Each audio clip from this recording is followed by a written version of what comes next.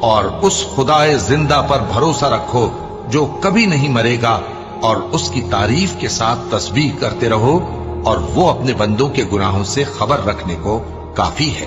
وہی جس نے آسمانوں اور زمین کو اور جو کچھ ان دونوں کے درمیان ہے 6 دن میں پیدا کیا، پھر عرش پر جلوہ افروز ہوا۔ وہ جو رحمان یعنی بڑا مہربان ہے، تو اس کا حال کسی باخبر سے دریافت کر لو۔ اور جب ان کفار سے کہا جاتا ہے کہ رحمان کو سجدہ کرو، تو کہتے ہیں اور رحمان کیا ہوتا ہے؟ کیا جس کے لیے تم ہم سے کہتے ہو ہم اس کے آگے سجدہ کریں؟